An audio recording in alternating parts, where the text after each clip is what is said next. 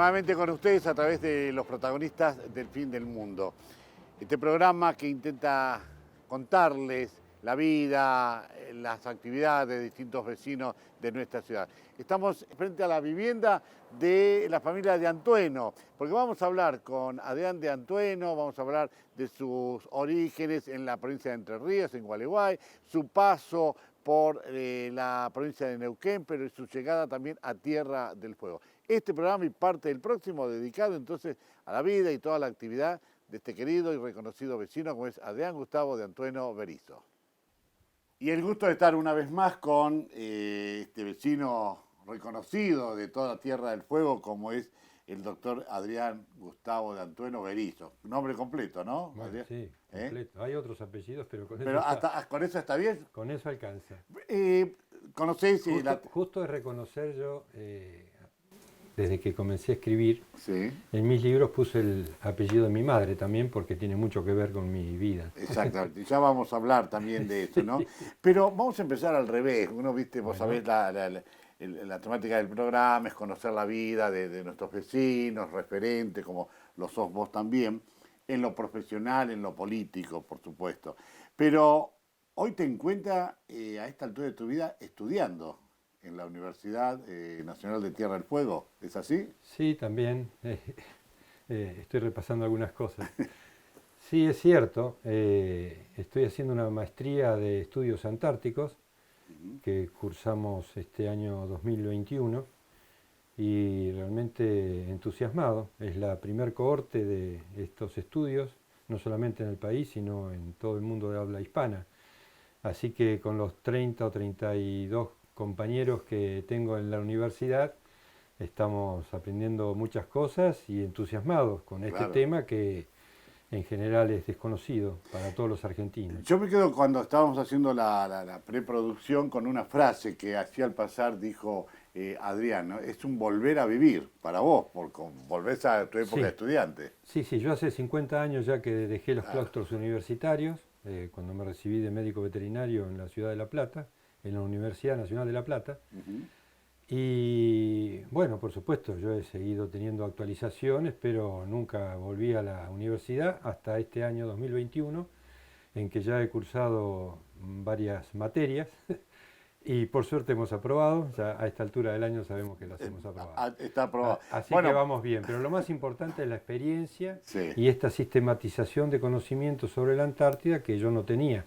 Claro. Y bueno, he tenido que estudiar geología, paleontología, oceanografía, climatología, y cosas que están muy alejadas de mis conocimientos.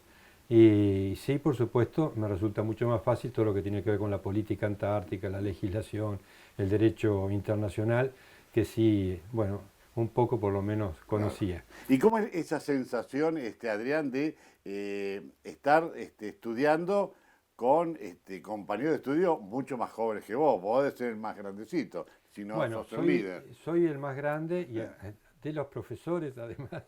Y de los profesores también, claro, seguro.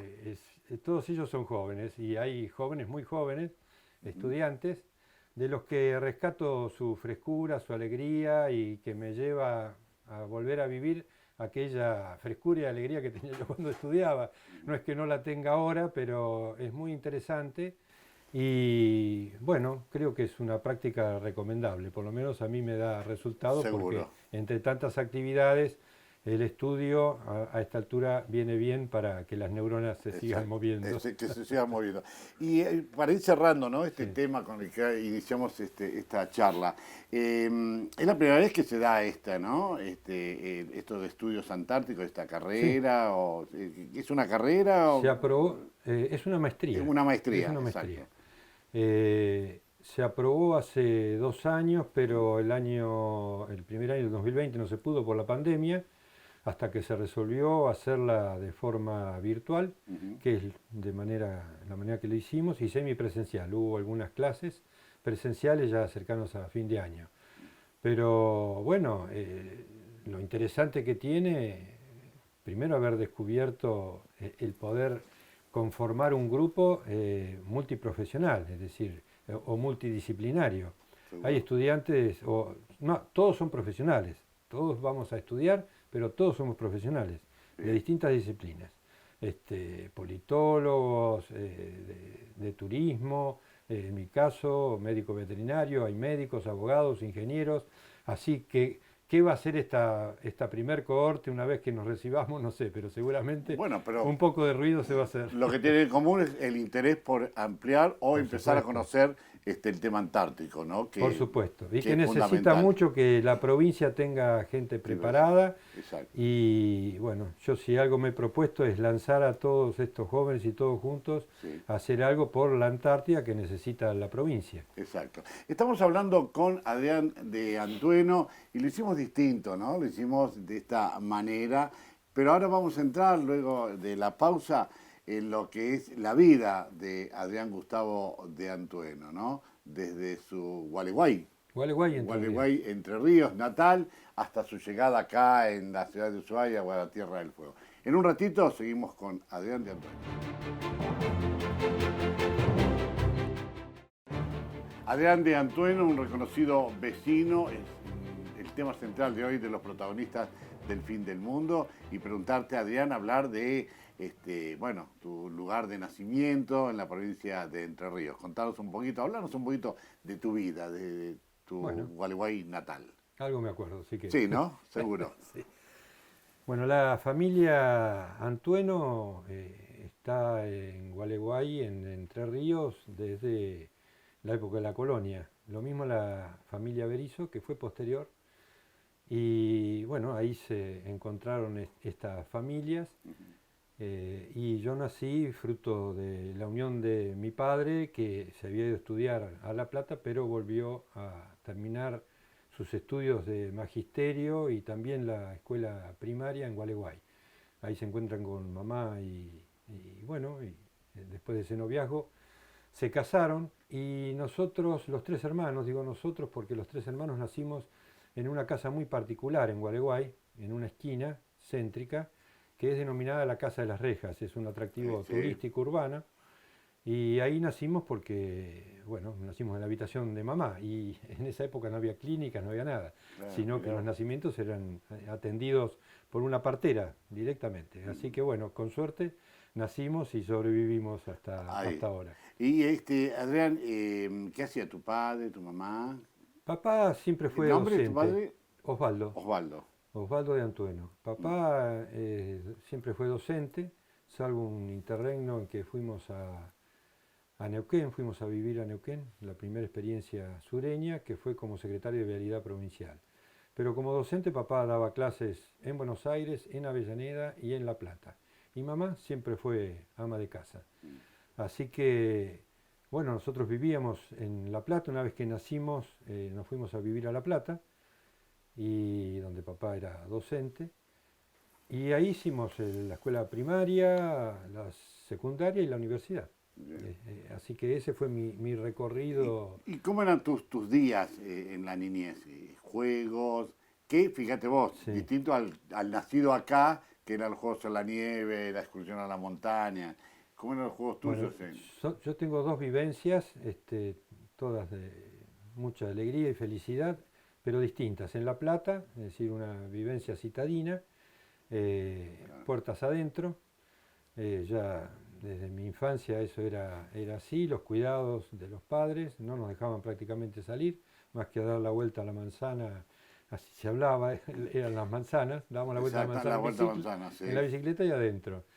Pero nosotros viajábamos a Gualeguay durante los 3 meses de vacaciones y también en las vacaciones de invierno, que eran de un mes, y ahí vivía en el campo, y donde un poco me crié, y eso sí que ha sido muy enriquecedor y seguramente fue lo que me llevó a abrazar la carrera de veterinaria, porque bueno, entre los animales y andando a caballo y persiguiendo el ganado, las vacas, las ovejas, bueno, es algo que me ha gustado siempre y tengo un espíritu Ahora campiriño. vamos a profundizar en eso. Pero claro, acá se da algo particular. La gran ciudad con la pequeña ciudad. Está Claro, Gualeguay y con el La pueblo. Plata y los peleros, o lo que sea, ¿no? En el pueblo, en Gualeguay, teníamos todas las libertades, al contrario, es decir, de noche, lo que fuera, porque salíamos a bailar ya en la adolescencia y no teníamos prácticamente ningún control porque era un pueblo y sigue más o menos siendo tranquilo. Sigue Ya siendo no tranquilo. tanto. Bueno, pero seguís con la relación con la familia y todo allá Y en sí, Gualeguay, tengo ¿no? la gran familia de mi madre, está allá. Ya los mayores todos han fallecido, pero están todos mis primos. Es una familia muy grande, los Berizzo, y los Antueno están más en la provincia de Buenos Aires. Pero bueno, de aquellos inmigrantes italianos, Marcelo, que vinieron los Berizzo de Génova, ahí están todos, o de ahí vinieron mis ancestros, y los Antueno de Vibonati en Italia. Y hemos llegado hasta acá, hasta Ushuaia, y ya nos estamos queriendo ir hasta la Antártida, para eso estamos estudiando. Para eso está eso. Yo voy a hacer una salvedad o una parte, ¿no? Que hablamos.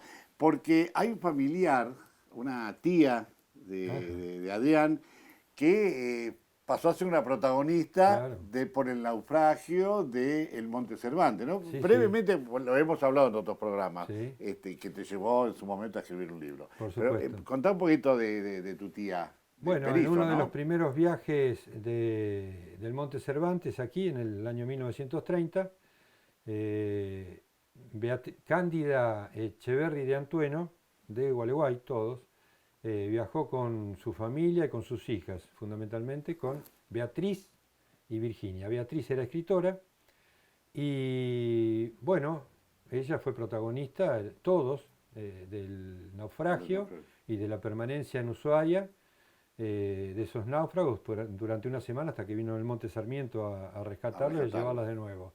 Así que transcurrido desde 1930 a 1985 ese tiempo, el Museo del Fin del Mundo invitó a todos los sobrevivientes del naufragio que ya tenían sus años, Sí.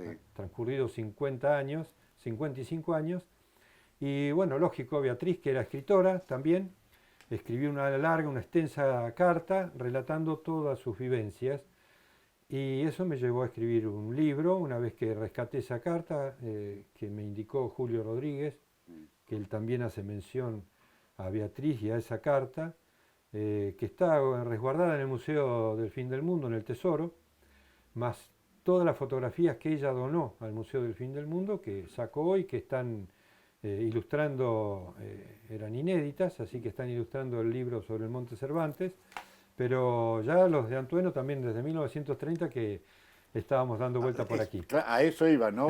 Vos solo lo fuiste llevando. Ya, de alguna Sí, manera, los de Antonio tuvieron presencia aquí. Después vamos a sí, sí. profundizar un poco cuando hablemos Bueno, de tus libros, pero volvemos ya a la adolescencia y la juventud, sí. los bailes que vos decías, ¿no? Ujú. Que se disfrutaban realmente mucho. Y un día aparece alguien a quien también conocemos, se llama María Eugenia Ciña, sí. La María Eugenia, seño, la senio, ¿no? Para muchos, la seño del dulce de que leche y que del la copito de recuerdan. nieve. Es dulce de leche y copito de Copito de nieve, nieve, claro, así es. exactamente.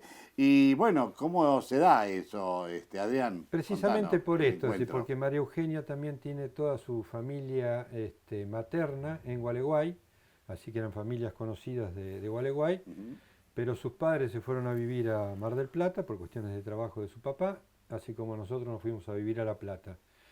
Y en estos regresos veraniegos, tanto en verano como en invierno, nos conocimos siendo muy chicos con María Eugenia y bueno, primero amigos y hasta que ya luego novios. Y bueno, todo siguió muy bien Y se casaron joven. hasta que nos casamos, sí. Sí, Nos decidimos casarnos para estar juntos. exacto. Esa era la premura. Vivíamos en ciudades diferentes Ujú. y en realidad se nos hacía difícil. Así que nos casamos, jóvenes. Yo todavía estaba cruzando la mitad de las materias de veterinaria. Así que bueno, una vida bastante, no digo difícil, pero había que Bueno, lucharla. y sí, porque estudiando y Estudiantes, trabajar. estudiando, trabajando y militando, porque yo ya estaba en la universidad con una militancia muy fuerte. Pero bueno, sobrellevamos todo eso y nos recibimos. ¿Y qué hicimos? Volvimos a Gualeguay los dos juntos. Seguro. Bueno, de ese tema seguramente vamos a hablar. Se casaron en el 73, En el 72. en el 1972. Exacto, el 22 Exactamente. de diciembre de 1972 nos casamos. Y recién tuvimos hijos en el 77 con Mariano, nuestro primer hijo, fue El Guino, más viejito, digamos. el más viejito, sí. Exacto. Pero bueno, hago esta acotación porque todo el tiempo que estuvimos en Gualeguay no podíamos tener hijos.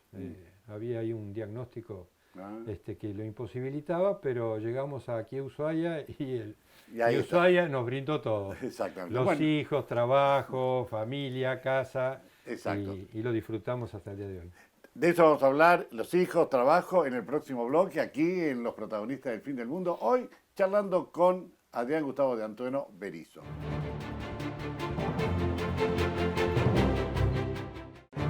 Siempre hay datos que uno va conociendo a través de estas charlas, en las que son las que queremos humildemente compartir con ustedes. Como siempre lo decimos en cada programa, estos vecinos forman parte de la historia de Tierra del Fuego. Todavía no llegamos a Tierra del Fuego, Adrián, pero seguimos en Gualeguay. Hay una historia previa. Exactamente.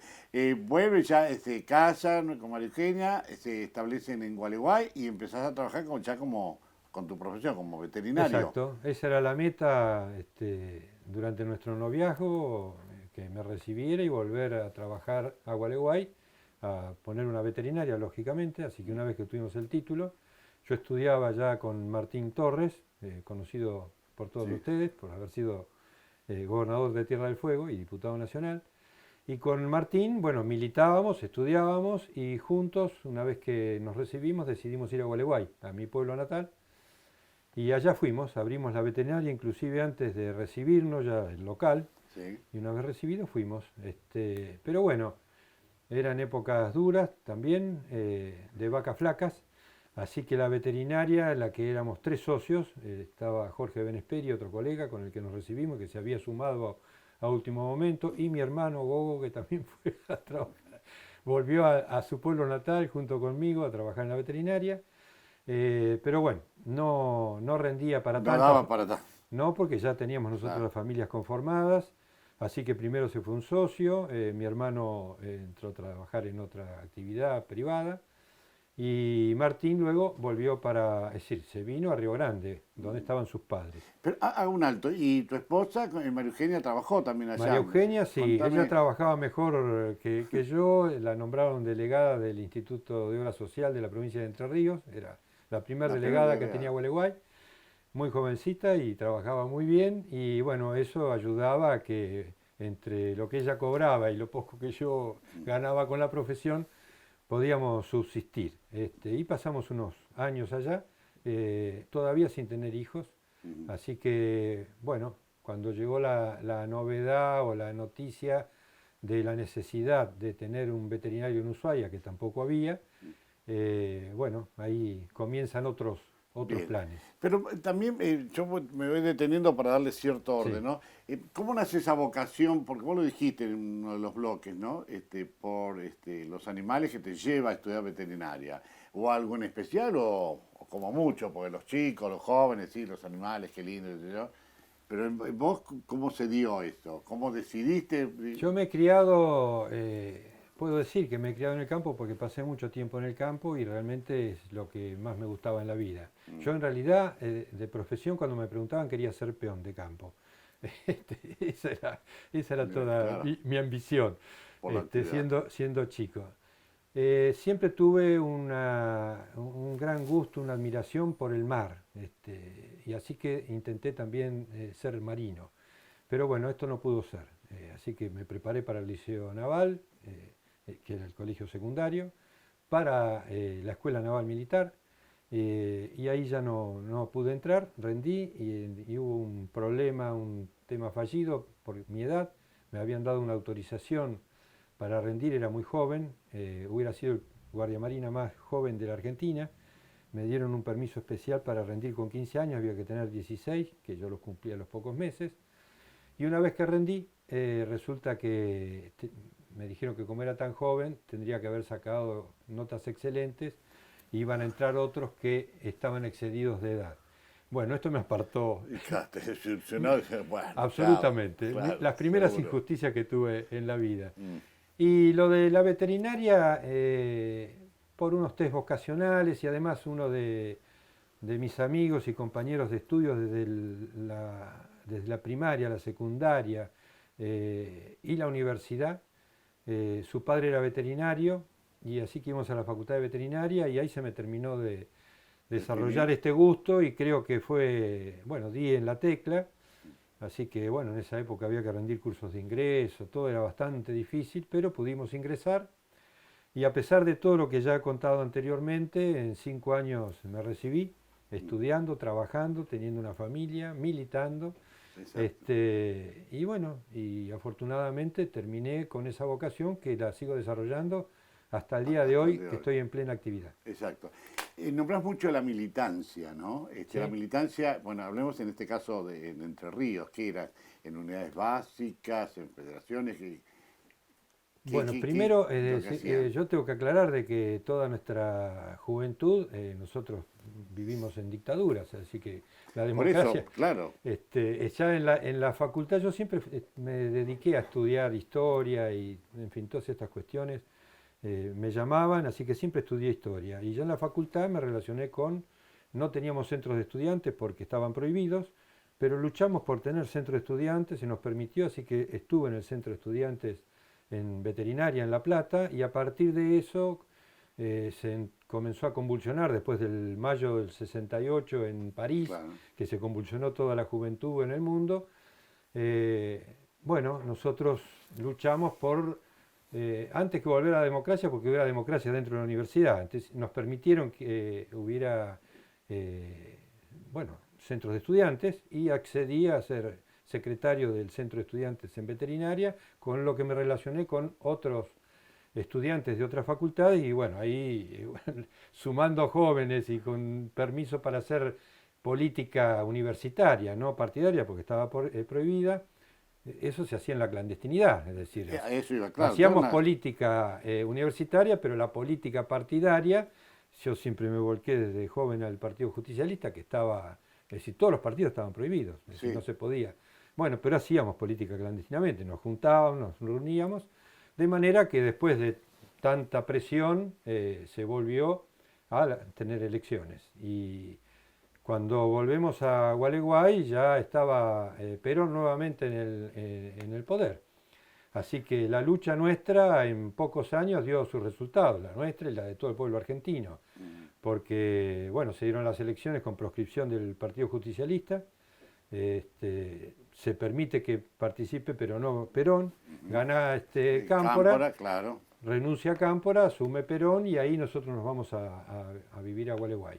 Muere Perón y bueno, eso ya parte de otra historia, y seguimos militando en unidades básicas, por supuesto, y en el Partido Justicialista. Pero luego el 76, claro, volver, claro, bueno, a la clandestinidad. Luchamos en Gualeguay por el recambio de autoridades, y ahí tuve una participación muy preponderante. Era joven, tenía una actividad política en La Plata, en el centro de los tumultos de nuestro país, y eso me llevó a... Yo ni siquiera estaba afiliado al Partido Justicialista en Gualeguay, nunca me afilié, pero sí movilizaba a todos, a los grandes, a los viejos, y ganamos las elecciones en el departamento Gualeguay, en Entre Ríos, y cuando nos iban a mí no, pero a los que habían ganado, bueno, todas las cuestiones partidarias, que se les devolvía después de la dictadura, después hubo un golpe de Estado nuevo y claro, ahí ya vuelta a empezar. ¿Y cuándo es, pues vamos a seguir hablando del tema político, pero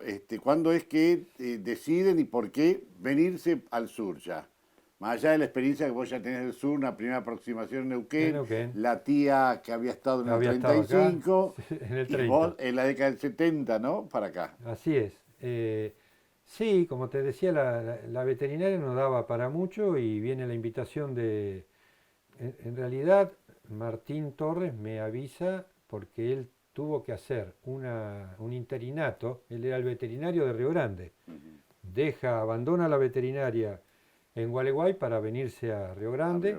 Es decir, digo abandona, teníamos que trabajar para pagar todos los medicamentos y todas las cuestiones que teníamos en sociedad en Gualeguay, cosa que él hace como veterinario, y me dice: Adrián, venite, que en la Municipalidad de Ushuaia necesitan veterinario.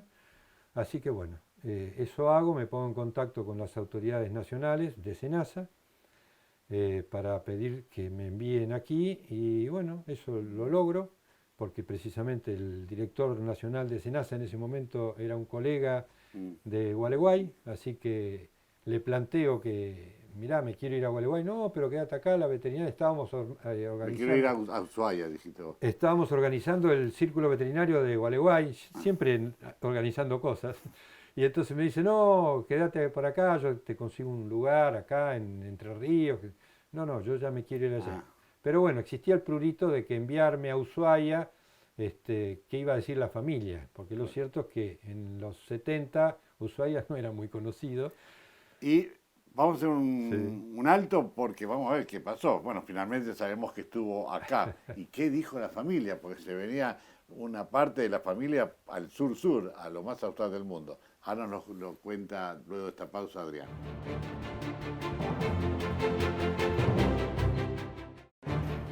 Adrián, ¿cómo nos corre el tiempo? Yo ya, como les digo a otros vecinos, se lo decía el otro día, hace tiempo a Beto Brizuela, ya vamos a tener que seguir con una segunda parte del programa. Una miniserie, podemos una saga de Antueno. Es que es mucha la actividad, las cosas que has vivido, ¿no? Como todo. Bueno, pero esto que hemos relatado es la parte más desconocida, porque Claro, era parte de mi juventud antes de venir a Ushuaia. Y decíamos que ahí quedamos en el bloque anterior que iba a decir la familia que se venían tan al sur, a un lugar prácticamente desconocido para todos. Como Sí, pero nuestra decisión, nuestra firme convicción de comenzar algo nuevo, es decir, un nuevo desafío que nos permitiera desarrollarnos como familia, hizo imparable nuestra decisión, pero además también las condiciones en que vine por un convenio del territorio nacional que había prohijado el ex gobernador Campos con la Nación, al veterinario de Tierra del Fuego finalmente, al de Ushuaia, se le ofrecía casa-habitación, cosa que me dieron. Yo no vine hasta que no me garantizaron todo eso. Me dieron casa-habitación, el trabajo de Nación con un buen sueldo, el mismo sueldo, porque era territorio nacional, como veterinario de la municipalidad. Y había uno más para la Marina que ya había desaparecido porque la Marina dejó de tener animales, tenía vacunos, pollos, ponedoras. Pero bueno, nos lanzamos, primero vine yo solo y al mes vino María Eugenia a ver qué era esto. Y una vez que pisé Tierra del Fuego, empecé por Río Grande, vine a Ushuaia y ahí decidí que yo no me movía de acá. Esa le pregunto siempre a todos, ¿cuál fue la sensación? Tal vez conocías, tenías referencias de Ushuaia, no, nada. La única referencia que tenía era el billete de 10 pesos que está la lanchita, que tiene la litografía de la Surubí en la bahía de Ushuaia. Eso es todo lo que mirábamos con María Eugenia, nos gustaba eso, pero realmente está muy bien logrado. Y Ushuaia sigue siendo eso, esa vista, ¿no? Sí. ¿Y cuál fue tu sensación? Y me encontré con eso. Me encontré con eso porque era un día de sol, fue como una semana de sol, así que estaba maravillado. Yo creí que iba a encontrarme con hielo y nieve, y eran todas flores.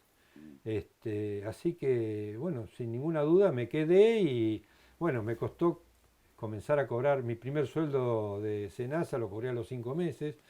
La municipalidad me comenzó a pagar al mes siguiente y ya tenía la casa, así que eso alivió todo. ¿Y cómo fueron esos comienzos? Porque estamos hablando que, nos decía Adrián hace un rato, que fuiste el primer veterinario que se radicó definitivamente en Ushuaia. Sí, exacto. Sí. Y esos comienzos, porque me imagino que habrás tenido que organizar la cosa, ¿no? Absolutamente todo. Es decir, el primer veterinario, había un colega que también era de Gualeguay, que estuvo unos años, Miguel Tapia Marcó, bueno recordarlo, y sobre todo para los antiguos pobladores, pero él se fue, tenía que ir porque su mujer se enfermó y se había ido unos años antes, él se quería ir y se fue, abandonó el lugar para seguir trabajando en otro lugar en SENASA. Así que yo me radico y bueno, y me encuentro con que la municipalidad lo único que tenía era el matadero, que era bastante vetusto, un desastre. ¿Dónde estaba ubicado? En el mismo lugar. Así que yo propicié que se hiciera algo nuevo. Y se hizo porque estaba en ese momento el problema con la hidatidosis, así que hicimos un plan de erradicación y de control de perros y de erradicación de la enfermedad, de la hidatidosis. Los pobladores de Ushuaia tenían hidatidosis mortal porque esos quistes que se formaban, cuando se detectaban, tardíamente había que llevarlos a operar a Buenos Aires y en general terminaban muy mal. Así que toda la población acompañó ese programa de erradicación de hidatidosis que fue absolutamente exitoso. Desapareció la hidatidosis que tenía el 94% de los animales, ovinos, bovinos y porcinos, y también en la zona urbana. Así que, bueno, ese control fue exitoso, pero para eso hubo que hacer leyes. Así que se hicieron las leyes, hubo que reglamentarlas y hubo que eso pasarlo a la práctica, cosa que se hizo. Estamos hablando de qué año más o menos. 78. 78. En el 77 ya estaba radicado, en el 78 se hizo la ley y en el 78 se puso ya en vigencia y en el 79 lanzamos, para el 82 habíamos controlado toda esta enfermedad. Luego vino un relajamiento porque se había erradicado la enfermedad y ya el problema con los perros empezó. Bueno, Claro.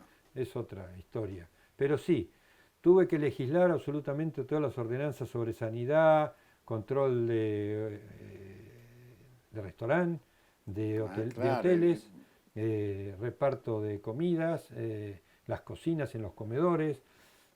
No había nada. Así que todo eso me llevó a que aprendiera a fundamentar, porque tenía que presentar las ordenanzas a la municipalidad para que las aprobara. Así que pedía a otros lugares y bueno, así avanzamos y bueno, tuve una práctica muy rápida sobre esta cuestión de la legislación y además una relación, por ser el único veterinario, con toda la población. Éramos 6.000 habitantes, así que no eran muchos. Y como era el único veterinario del pueblo, me llamaran de todos lados. Claro. Así que entre los barcos, las empresas pesqueras, la municipalidad con los matarifes, los restaurantes y el público con sus animalitos, sus mascotas, me hice muy conocido y para el 83 ya era candidato a intendente de Ushuaia.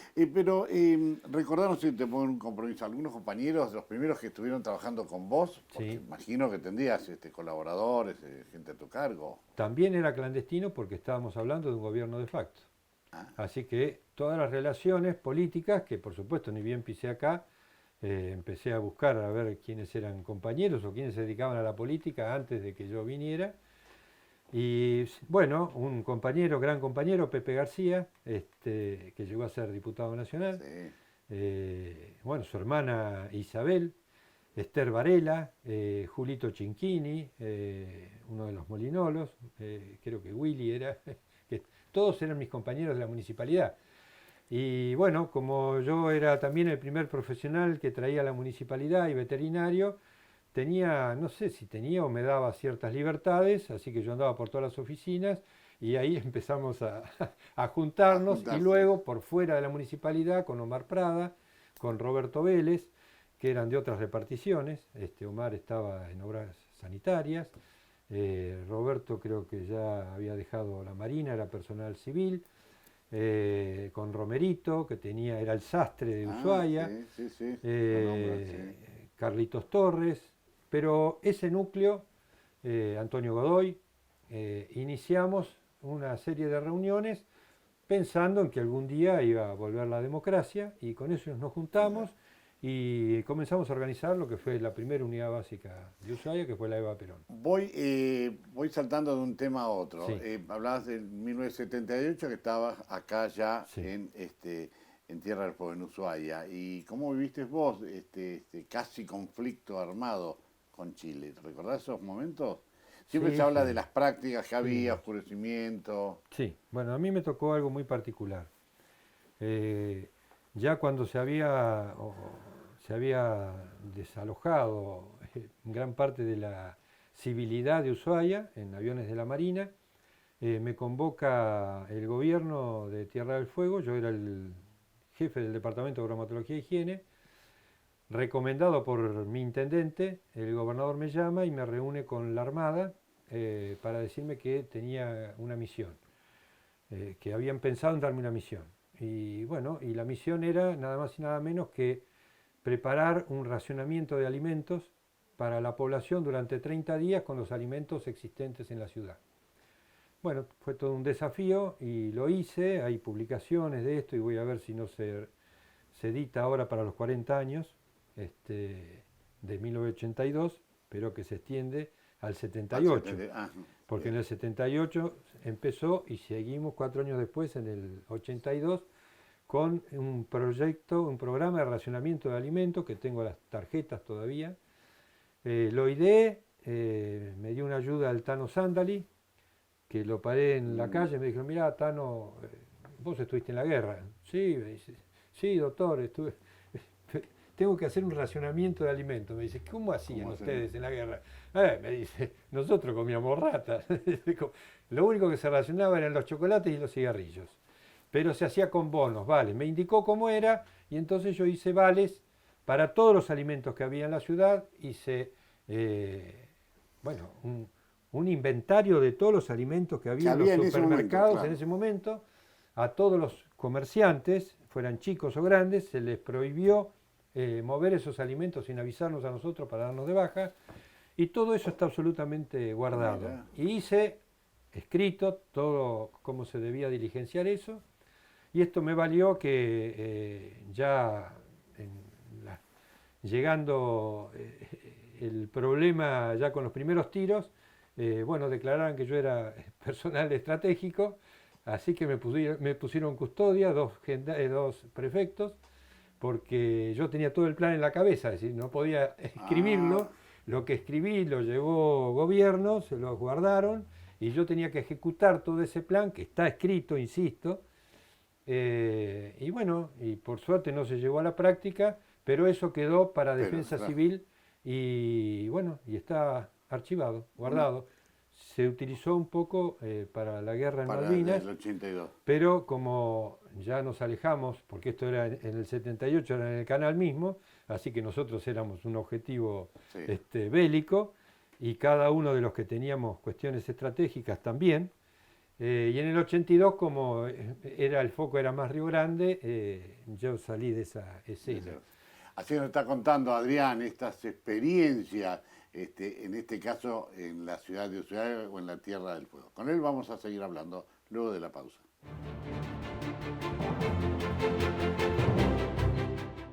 Continuamos, Adrián. Es apasionante. Yo les digo que lo jugoso a veces está cuando se corta la cámara, ¿no? O las luces, como dicen. Pero en síntesis, fue intenso esto del 78 para vos, como fue para todos los vecinos, porque, vuelvo a esto, se hacían operativos de oscurecimiento, el tema de defensa civil, los jefes de manzana, y vos con esta tarea especial. Que me gustaría que, en lo que puedas, me digas, ¿en el 82 pasó lo mismo? ¿Se repitió esta situación? Se repitió. Yo había hecho todo el servicio de abastecimiento y de racionamiento de los alimentos de la ciudad de Ushuaia, que se extendió a Tierra del Fuego, para toda la población. Y en el 82 me dieron la misma tarea, porque yo seguía siendo el jefe de bromatología e higiene. Era una tarea asignada por defensa civil militarizada, porque en los dos acontecimientos la defensa civil estaba subsumida a los mandos de la Marina, en este caso, aquí. Claro. Así que en el 82, nuevamente, me convocaron y me dijeron que pusiera todo el sistema de abastecimiento, de control de víveres, de combustibles líquidos y sólidos, y también de indumentaria, en práctica para la guerra de Malvinas. Y así se hizo. Pero bueno, como el foco principal, digamos, bélico, estaba más dirigido hacia Río Grande, para mí resultó mucho más fácil que en el 78, en que me había convertido en un objetivo estratégico en sí mismo. En el relato ustedes vieron las fotos de estos carnetos que se daban, estos talonarios, ¿no? Tarjetas de racionamiento. Tarjetas de racionamiento, claro. Uno iba... le dabas a cada vecino, me imagino, a la familia. Cada persona individualizada con su documento tenía unas tarjetas de racionamiento que podía ir a comprar a cada local, supermercado o comercio, separando el pan, la leche por semana. Eran 4 semanas nada más, porque, como decían, la guerra no se podía extender más de 30 días. Si en 30 días no habíamos ganado, habíamos perdido, y así que se terminaba. Y los alimentos estaban racionados durante 30 días, la existencia. ¿Por qué esa existencia? Porque no se podía traer más alimentos de Buenos Aires, no podían circular barcos, los aviones eran escasos, y por tierra ni hablar. Sí, menos. Íbamos a pasar por Chile. Y un buen día se restablece, por suerte, la democracia. Así es. Y vos decías que ahí ya incursionabas, pero de manera mucho más activa, en la política, ¿no? Sí. Nos contabas hace un rato que debido a tu tarea había mucho contacto con vecinos y eso hacía que la gente te conociera y te Sí, sí. permitiera Sí, tener tu primera candidatura. desarrollé una actividad política todavía clandestina porque estaba prohibida la actividad política, los partidos políticos estaban prohibidos, los gremios también. Pero bueno, eso nos dio cierta ventaja, es decir, estábamos ya en contacto con muchos, cuando llegó el momento de la afiliación, afiliábamos a todos los que ya teníamos.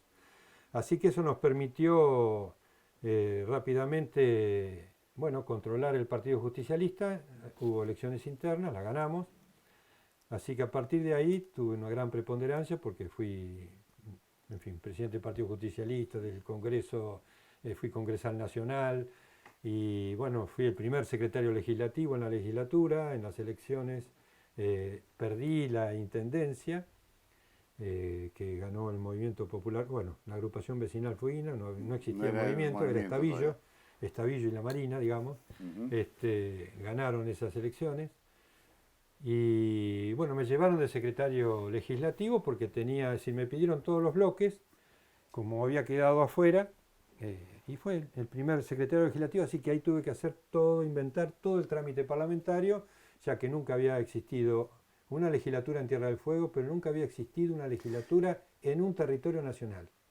Ahí está. ¿Cuál es la diferencia? ¿Por qué?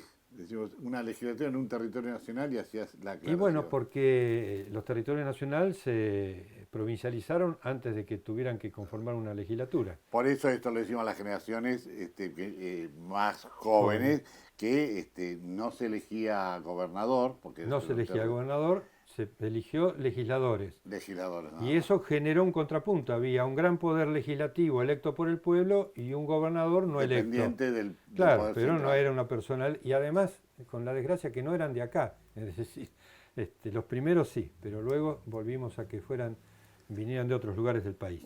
Según el humor del presidente de entonces. Sí, bueno, hay mucho para contar de eso porque luchamos, primero porque se provincializara, lo que llevó desde 1983 hasta 1990, esa lucha en el Congreso de la Nación que quedó personalizada en Martín Torres, que era el diputado nacional, y nosotros conteniendo esa lucha nacional desde la legislatura que propiciaba la provincialización, pero había que contener todos esos intereses que había, si bien todos estábamos de acuerdo, no, del orden nacional no se quería provincializar lo que se llamó la provincia grande, es decir, no se quería provincializar las Islas Malvinas, las Islas del Atlántico Sur y la Antártida.